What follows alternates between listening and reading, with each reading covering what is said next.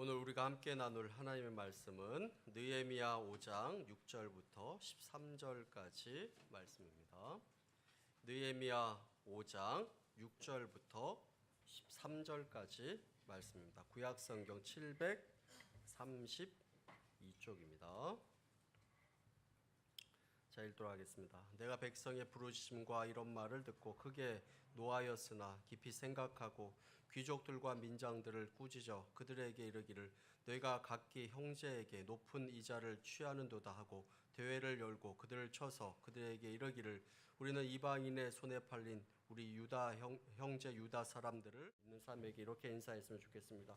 하나님 안에서 힘찬 인생 사시기를 바랍니다. 이렇게 한번 인사했으면 좋겠습니다. 우리는 약 2주 전에 느헤미야에 대해서 우리가 함께 나눠봤습니다. 이스라엘 백성들이 이제 망하게 되어서 바벨론으로 또 페르시아로 포로 생활을 하게 됩니다. 그때 많은 사람들이 포로로 끌려가게 되어서 그곳에서 또 자손들을 이뤄나가면서 살아가게 되었습니다. 한편 본국에서는 남아있는 사람들이 제대로 나라를 갖추지 못한 채 수많은 노략질을 당하면서 주변 국가로부터 어려움을 겪게 됩니다. 이제 수많은 시간이 흐르고 세월이 지난 이후에 포로 귀환과 더불어 본국에 무너졌던 그 성벽을 다시 쌓는 일이 시작되었습니다. 그때 바로 자신이 술관원으로 있었던 그 페르시아의 왕 아닥사스다 왕에게 허락을 받아 무너진 예루살렘 성벽을 느헤미야와 이스라엘 백성들이 재건을 하게 됩니다. 지난번에는 무너진 그 성벽을 쌓을 때 주변에 있는 그 나라 사람들이 조롱하고 어려움을 만들어냈던 그 이야기를 함께 나누었습니다. 그래서 이 느헤미야는 자기에게 있었던 장애물을 오히려 그것을 뛰어넘어 디딤돌로 만들었던 사람이었다라는 그 말씀을 함께 나누었습니다. 느헤미야와 이스라엘 백성들은 함께 하나님의 말씀에 순종하는 가운데 무너진 예루살렘 성벽을 재건하고 있었습니다. 그런 가운데 느헤미야 4장에서 보면 산발랏이라는 사람과 도비아라는 사람이 그들에게 도발을 하고 있는 것을 보게 됩니다. 그 이스라엘 백성들을 비판하고 비방하면서 전운이 감들게 만들고 그 사람들을 조롱하고 있는 모습이 말씀 가운데 나옵니다. 그럼에도 불구하고 이 느헤미야와 이스라엘 백성들은 기도하는 가운데 그에게 주어진 사명을 끝까지 믿음으로 완수하고 충성을 다하는 모습을 말씀을 통해서 보게 됩니다. 이제 그 일이 지나간 이후로 매우 일이 순조롭게 진행될 것으로 기대가 됩니다. 그러나 하나의 장애물을 넘으면 또 다른 장애물이 우리들 앞에 다가오게 되는 것을 보게 됩니다. 바로 새로운 어려움이 들어닥치게 됩니다. 이번에는 외부에서 생기는 문제가 아니라 내부에서 생기는 문제였습니다. 그 어떤 비판과 비난보다 더 어렵고 큰 위기가 그들 가운데 등장하게 되는 것을 보게 됩니다. 내부에 있는 그 문제는 우리의 마음을 흐트러 놓습니다. 그래서 내부에 있는 그 갈등은 우리를 더욱더 힘들게 만드는 것을 보게 됩니다. 그래서 오늘 말씀에 5장 말씀에 있는 그 내용을 보면 내부에 있었던 그 문제들이 이 이스라엘 백성들 얼마나 힘들게 만들었는가 하는 그 내용이 나오고 있는 것을 보게 됩니다. 우리 느헤미야 5장 1절 말씀을 다 함께 읽어보도록 하겠습니다. 함께 읽습니다.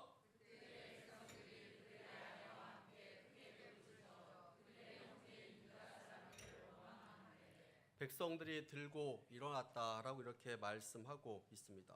그들은 그들의 아내와 함께 크게 부르짖었다라고 이렇게 이야기를 합니다.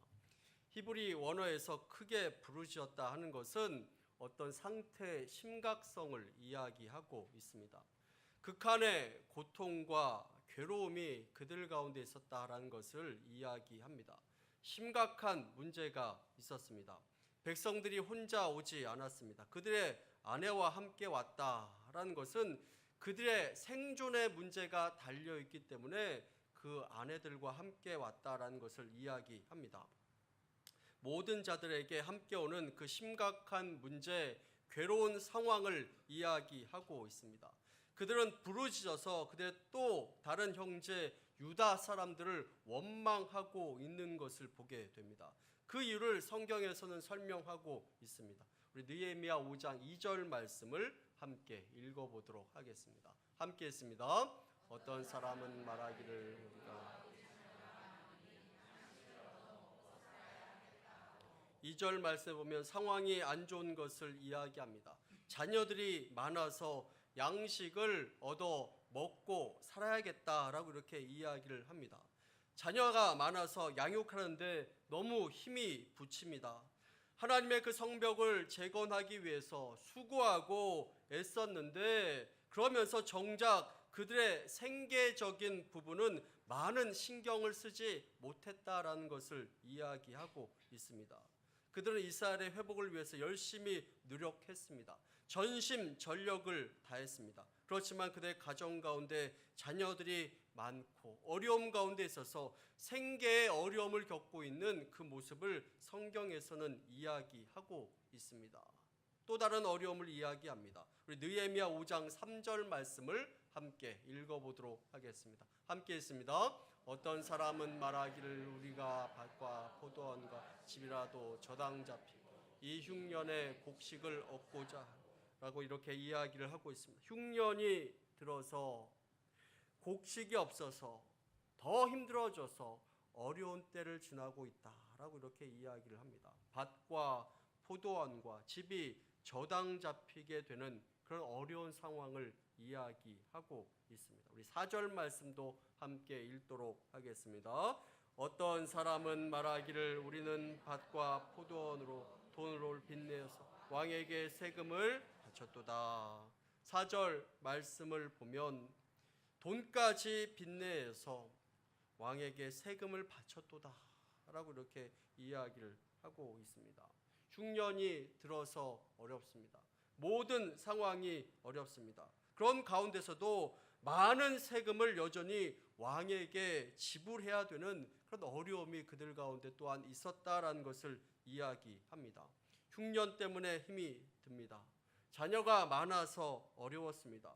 세금의 책임이 또한 여전히 그들 가운데 있었기 때문에 그들 삶이 굉장히 피폐해지고 어려워졌다라는 것을 이야기합니다.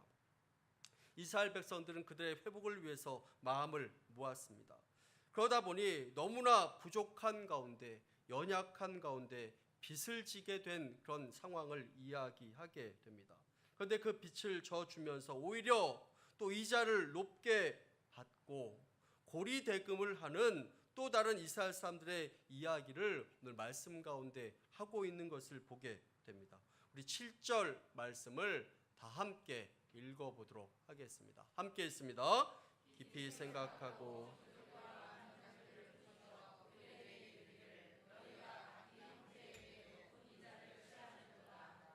대회를 열고 그들을 쳐서 돈을 빌리게 되었습니다. 흉년 때문에 상황 때문에 세금 때문에 빈곤해져서 어려운 상황에서 돈을 빌려주고 또 같은 이스라엘 사람들에게 더 높은 이자를 취해서 고리대금을 하고 있는 그 사람들의 이야기를 하고 있습니다.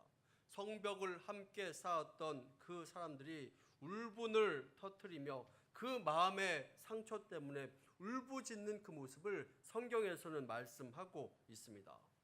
백성들의 어려운 상황에서 귀족들이 그렇게 백성들에게 높은 이자를 취했습니다. 민장은 관리를 이야기합니다. 관리들이 그렇게 백성들을 힘들게 하였다라고 이렇게 이야기를 합니다.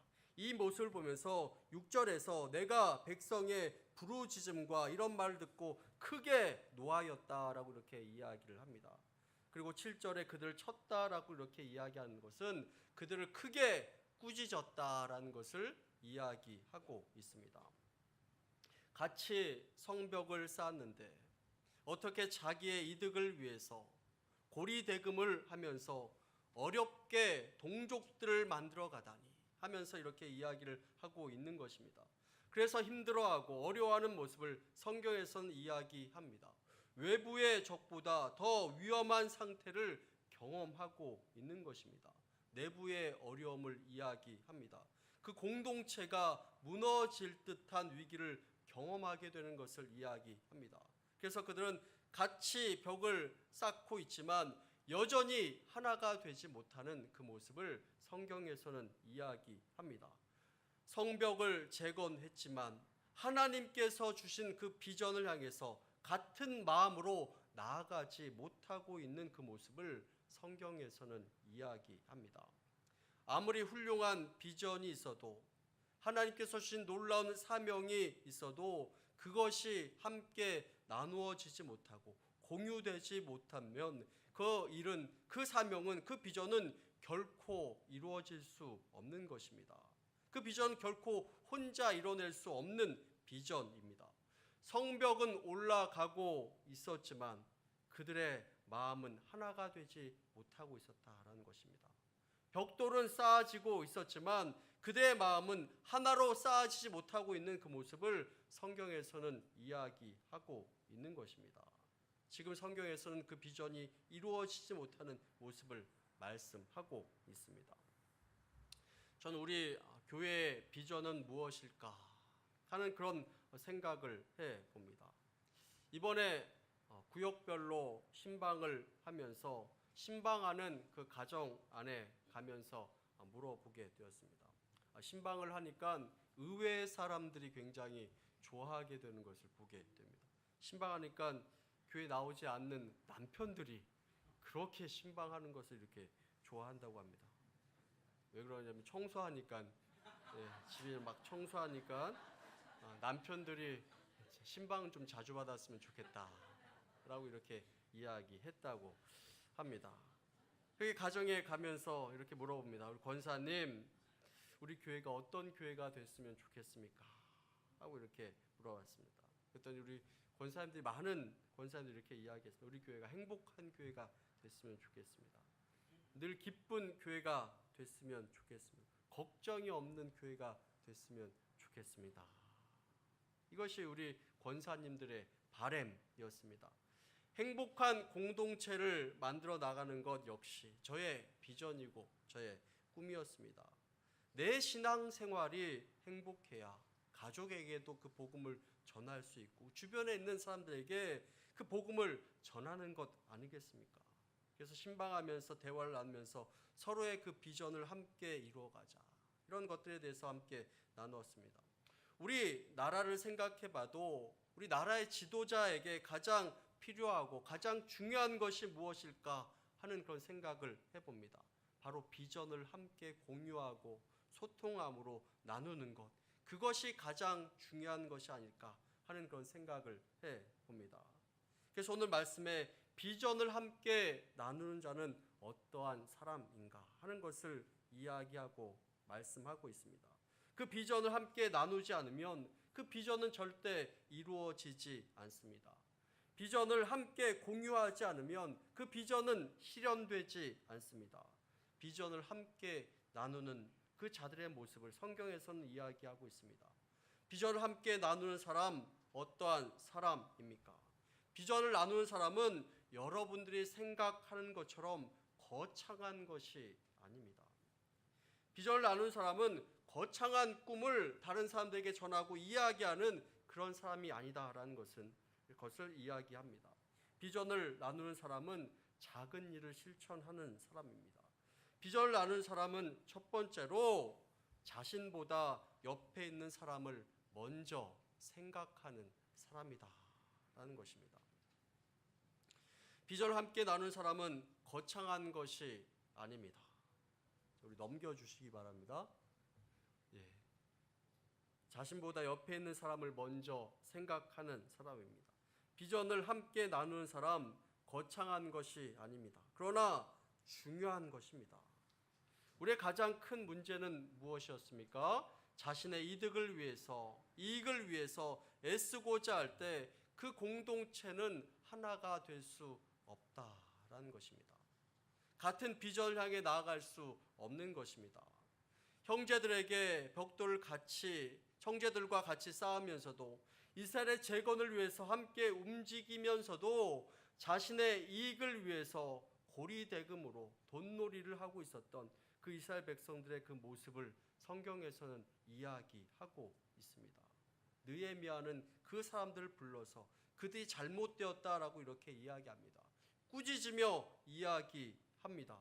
형제에게 너희가 어찌하여서 그렇게 할 수 있느냐라고 이렇게 말하고 있는 그 모습을 성경에서는 말씀하고 있습니다. 그랬더니 느헤미야 5장 12절에서 이렇게 이야기하고 있습니다. 우리 함께 읽어보도록 하겠습니다. 시작.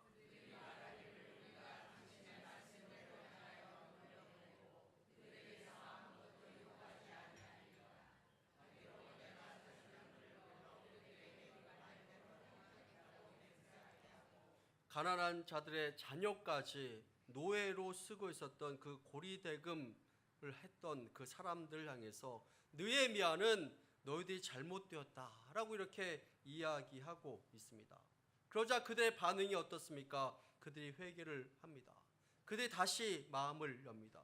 그들이 이야기합니다. 우리가 그들을 돌려보내겠습니다. 그리고 이자를 받지 않겠습니다. 라고 이렇게 이야기하면서 이제는 그들이 자신의 이득이 아니라 자신의 이익이 아니라 형제의 고통을 함께 나누는, 함께 느끼는 그 모습을 성경에서는 이야기하고 있습니다. 나와 함께하는 그 사람, 나와 함께하고 있는 그 공동체의 아픔, 슬픔, 어려움을 함께 느끼고 있는가? 나와 함께하는 사람들, 그 공동체의 아픔과 상처를 함께 할 수 있는 자, 그 사람이 바로 그 공동체의 비전을 함께 나누는 자다라는 것을 말씀하고 있습니다. 나의 이익보다는 고통을 함께 나눌 수 있는 그 사람이 그들의 진정한 비전을 함께 나눌 수 있는 사람이라고 성경에서는 말씀하고 있는 것입니다. 사랑하는 우리 성도 여러분, 우리 공동체 가운데 함께하는 그 형제, 자매의 고통을 여러분들은 알고 있습니까? 함께 느끼고 있습니까? 그 고통이 내 이익보다 더 우선되고 더 먼저 되고 더 중요하게 생각되어지고 있습니까? 그 고통이 내 이익보다 더 우선되고 더 먼저 되고 더 중요하게 생각된다면 우리는 그 비전을 향해서 함께 나아가고 있다는, 한 비전을 향해서 나아가고 있다는 중요한 증거가 될 것입니다. 바라기는 우리 진양의 공동체가 자신보다는 옆에 있는 사람을 먼저 생각해 주는 그런 귀한 공동체가 되기를 간절히 축원합니다. 두 번째로 일의 결과보다는 먼저 공동체의 하나됨을 먼저 생각하는 사람, 그 사람이 바로 비전을 함께 나눌 수 있는 사람입니다. 우리 느헤미야 5장 8절 말씀을 함께 읽어보도록 하겠습니다. 함께 읽습니다.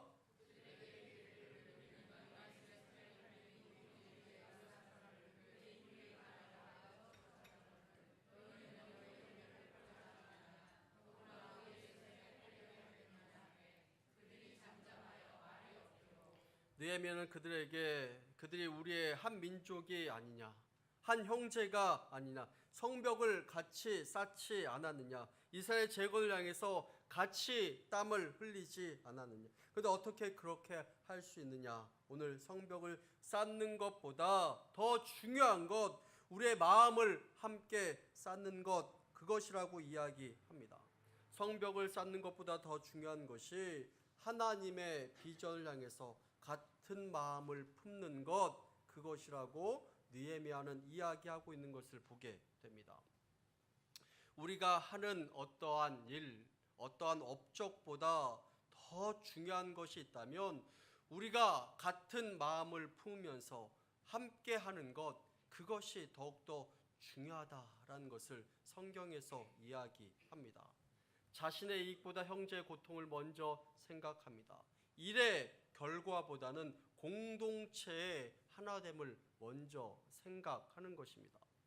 일의 결과도 중요합니다. 그러나 하나됨의 과정이 없다면 그것은 별로 크게 하나님께서 기뻐하는 일이 되지 않는다라는 것을 이야기합니다. 일의 결과를 우선적으로 생각하면 교회는 이루어지지 않습니다. 우리 교회를 생각해 보기 원합니다. 교회는 건물이 아닙니다. 교회는 하나님의 자녀들의 모임 그 자체가 교회이지 건물이 아니다라는 것입니다. 어떤 사람은 교회를 세상의 모임이나 조직과 똑같이 생각하는 경우가 있습니다. 세상에서는 어떤 효율성을 중요하게 생각합니다. 그것이 가장 중요합니다. 물론 교회 안에도 모임과 조직이 있습니다. 그러나 그 목적이 전혀 다르다라는 것입니다. 예를 들면 이렇습니다. 우리 교회도 이제 겨울이 오게 되면 겨울 전에 이제 11월 말경에 아마 김장을 담그게 될 것입니다. 교회에서 이제 김장합니다라고 이렇게 광고를 하면 아마 이분 저분 다 이렇게 모이게 될 것입니다. 한 30명 정도 모였다라고 이렇게 생각해 봅시다. 세상에서의 관점에서는 여기 이렇게 왜 이렇게 사람들이 많이 모였어? 점심도 먹고 잠시 그렇게 장소도 넓지 않은데 이렇게 많은 사람이 다 필요하지 않은데 여기서 일 잘하는 분 한 20명만 남고 10명은 그냥 집에 가셔도 되겠습니다. 아마 세상에서는 이렇게 이야기할 수 있을 것입니다. 그러나 교회에서는 절대 그렇게 이야기할 수 없습니다. 절대 교회는 그런 곳이 아닙니다.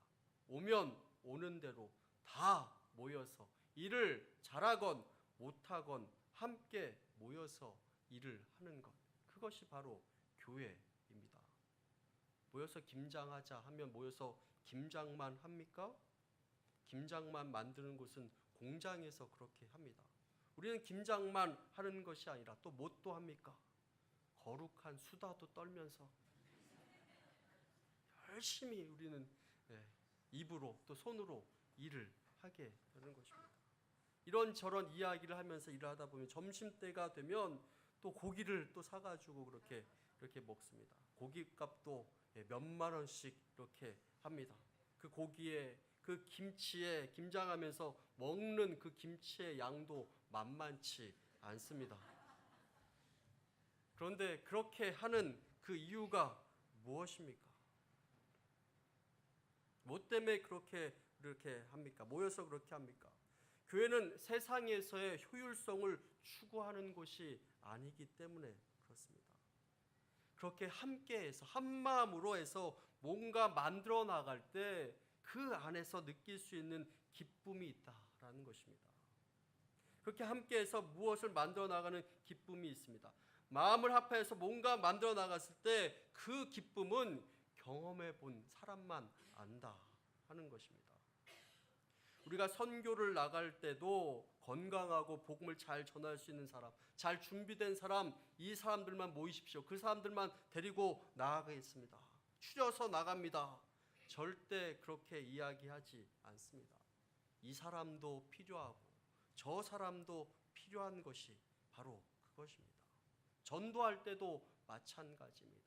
잘하는 사람, 못하는 사람, 건강한 사람, 연약한 사람 다 모여서 함께 무엇을 만들어 나가는 것이 바로 교회다라는 것입니다. 이제 교회에서 바자회도 할 텐데 바자회 할 때도 마찬가지입니다. 우린 효율성을 추구하는 것이 아니라 일의 결과보다 더 중요한 것이 있다면 우리 공동체의 하나됨, 그것이 바로 가장 중요하다라는 것을 이야기하고 있는 것입니다.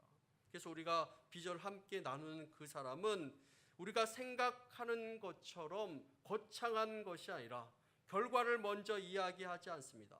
결과보다 더 중요한 것이 있다면 우리가 어떻게 되면 하나가 될 수 있을까? 하나님 안에서 어떻게 이 일들을 아름답게 만들어 갈 수 있을까? 이것을 중요하게 생각하는 사람, 그 사람이 바로 비전을 함께 나누는 사람이다라는 것을 성경에서 이야기하고 있는 것입니다. 세 번째로 비전을 나누는 사람은 어떠한 사람입니까? 인간의 계산보다는 먼저 하나님의 말씀을 생각하는 그 사람입니다. 우리 느헤미야 5장 9절 말씀을 함께 읽어보도록 하겠습니다. 시작.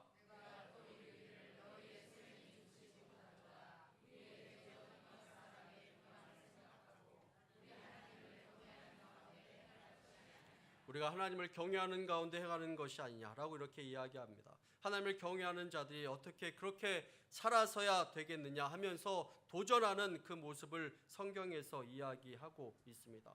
이스라엘 백성들이 그 어려운 상황, 어려운 형편에 있는 그 사람들 향해서 높은 고리대금을 취하고 있었던 그 사람이 하나님의 말씀에 순종하지 못하는 그 사람이었다는 것을 그들이 깨닫도록 만들어주고 있는 것을 이야기하고 있습니다.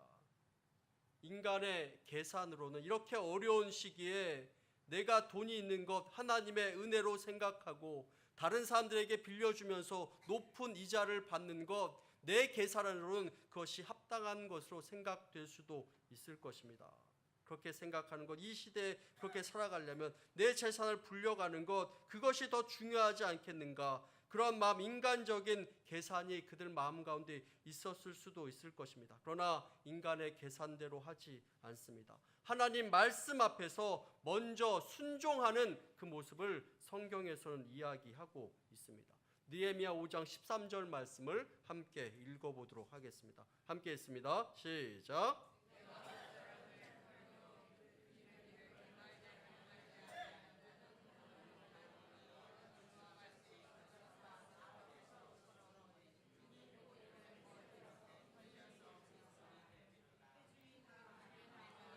여호와를 찬송하고 백성들이 그 말한 대로 하였느니라. 아멘. 그들이 그 말씀을 하나님의 말씀으로 받고 아멘 합니다. 그리고 더 이상 이자를 받지 않겠습니다. 인간의 계산으로 하지 않겠습니다.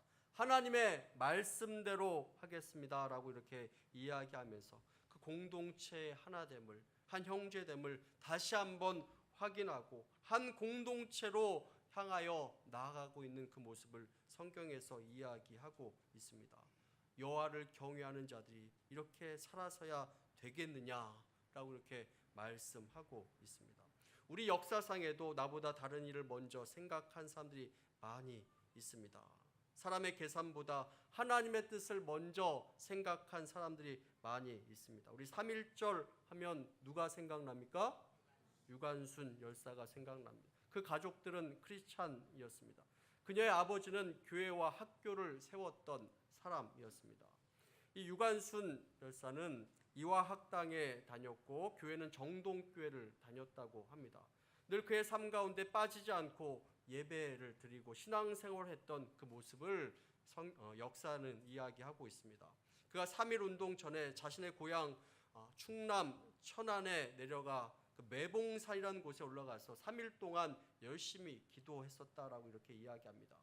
그리고 이화학당에서 공부하도록 도왔던 선교사 앨리스 샤프라는 그 사람은 그가 이화학당 시절에서 어떻게 보냈는지, 어떻게 은혜를 받게 되었는지 그가 이야기를 합니다. 그는 그 정동교회에 있는 목사님을 통해서 영적인 감화를 받았다라고 이렇게 이야기하고 예배 시간에 큰 은혜를 받고 늘 기도하는 사람이었다라고 이렇게 이야기합니다. 그 마음에 새겨진 그 말씀이 십자가의 사랑, 그 십자가의 은혜를 항상 다른 이와 또 민족과 함께 나누고 섬겨야 한다라는 그 말씀을 마음에 새기면서 그가 그 3.1운동 그 거사를 하면서 그가 기도문에 이렇게 적은 것을 보게 됩니다. 그 기도문에는 이렇게 쓰여져 있습니다. 하나님이시여, 이제 시간이 임박하였습니다. 원수 외를 물리쳐 주시고 이 땅의 자유와 독립을 주셔서 내일 거사할 각 대표들에게